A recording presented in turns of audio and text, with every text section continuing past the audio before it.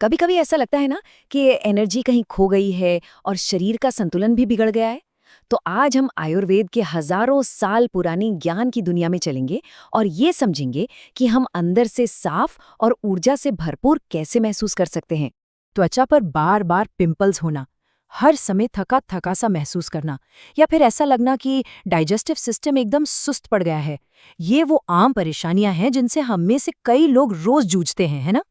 आयुर्वेद के मुताबिक ये सिर्फ ऊपर ऊपर की दिक्कतें नहीं हैं, ये असल में इस बात का इशारा है कि शरीर के अंदर खून में अशुद्धियां बढ़ रही हैं और आम यानी कि टॉक्सिक वेस्ट जमा हो रहा है। तो आज की हमारी चर्चा में हम सबसे पहले देखेंगे कि शरीर हमें क्या चेतावनी दे रहा है, फिर अपनी पाचन अग्नि या डाइजेस्टिव फायर के अहमियत को समझेंगे और फिर जानेंगे कि खान पान और लाइफस्टाइल में छोटे छोटे बदलाव करके हम संतुलन का रास्ता कैसे पा सकते हैं। तो चलिए सबसे पहले शरीर के उन एसओएस सिग्नल्स को समझते हैं जो हमें बताते हैं कि अंदर कुछ ठीक नहीं चल रहा।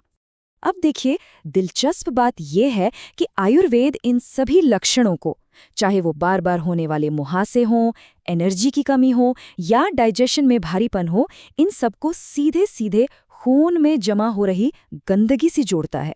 ये सब इस बात के संकेत हैं कि शरीर का जो अंदरूनी सफाई सिस्टम है वो दबाव में है। तो सवाल ये उठता है कि इस सारी गड़बड़ी की जड़ क्या है। आयुर्वेद हमें एक बहुत ही जबरदस्त कॉन्सेप्ट से मिलवाता है, हमारी अपनी अंदरूनी अग्नि। अग्नि, जिसे हम डाइजेस्टिव फायर भी कह सकते हैं, वो असल में हमारे शरीर का मेटाबॉलिक इंजन है। जब ये अग्नि मजबूत होती है ना, तो हम जो भी खाते हैं वो अच्छी तरह से पचकर ऊर्जा और पोषण में बदल जाता है और हमारा शरीर स्वस्थ रहता है। लेकिन जब यही अग्नि कमजोर पड़ जाती है तो खाना ठीक से पच नहीं पाता और ये अधपचा खाना एक चिपचिपे जहरीले पदार्थ में बदल जाता है, जिसे आयुर्वेद में आम कहते हैं। और यही आम असल में शरीर की ज्यादातर समस्याओं की जड़ है।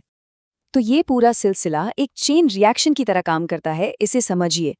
अग्नि कमजोर हुई तो पाचन अधूरा रहा, अधूरे पाचन से आम यानी टॉक्सिन्स बने और फिर ये आम खून में मिलकर उसे अशुद्ध कर देता है, जिसे रक्त दुष्टि कहते हैं। ठीक है, तो समस्या तो समझ आ गई। अब बात करते हैं समाधान की। हम अपनी इस अंदरूनी अग्नि को फिर से कैसे जगा सकते हैं और शरीर की नेचुरल सफाई में कैसे मदद कर सकते हैं? जवाब हमारी अपनी रसोई में ही छिपा है। जैसे चुकंदर को ही ले लीजिए, ये न सिर्फ खून को साफ करने में मदद करता है, बल्कि ये हमारे लिवर के काम को भी तेज करता है, जो हमारे शरीर का मेन डिटॉक्स ऑर्गन है। ये पित्त के बहाव को बढ़ाकर पाचन और शरीर की सफाई दोनों को बेहतर बनाता है। और भी बहुत कुछ है, जैसे हल्दी, ये लिवर के सेल्स को रिपेयर करती है। हरी पत्तेदार सब्जियों का क्लोरोफिल तो मानो खून से गंदगी खींच लेता है। और नीम को तो आयुर्वेद में त्वचा के स्वास्थ्य के लिए सबसे बेहतरीन ब्लड प्योरीफायर में से एक माना ही जाता है। अब कहानी में एक और मोड़ आता है। आयुर्वेद में सिर्फ ये जरूरी नहीं है कि हम क्या खाते हैं, बल्कि ये भी बहुत मायने रखता है कि हम कैसे खाते हैं। कुछ चीज़ों को एक साथ खाने से हमारी पाचन अग्नि बुझ सकती है। दूध और नमक का कॉम्बिनेशन इसका एक क्लासिक उदाहरण है। सोचिए, जब हम दूध से गुंथे आटे की रोटी किसी नमकीन सब्जी के साथ खाते हैं तो ये हमारी पाचन अग्नि पर बहुत बुरा असर डालता है और स्किन प्रॉब्लम्स की वजह बन सकता है। वहीं दूसरी तरफ खाने के साथ थोड़ा थोड़ा पानी पीना और ज्यादा तला भुना खाना अवॉइड करना हमारी अग्नि की रक्षा करता है। खाने पीने से आगे बढ़े तो हमारी रोज की आदतें भी शरीर की सफाई प्रक्रिया में एक बहुत ही बड़ा रोल निभाती हैं। जैसे रोजाना प्राणायाम करना, खासकर अनुलोम विलोम जैसे आसान अभ्यास, ये शरीर के अंदरूनी चैनल्स को साफ करते हैं। कभी कभी हल्का उपवास रखना या रात का खाना जल्दी खा लेना हमारे पूरे डाइजेस्टिव सिस्टम को एक तरह से रीसेट होने का मौका देता है। और हाँ, स्ट्रेस मैनेजमेंट तो बेहद ज़रूरी है, क्योंकि गुस्सा और तनाव जैसी भावनाएं भी हमारे खून में जहरीले केमिकल्स पैदा कर सकती हैं। और ये सिर्फ कहने की बातें नहीं हैं, इनका असर असल में देखा गया है।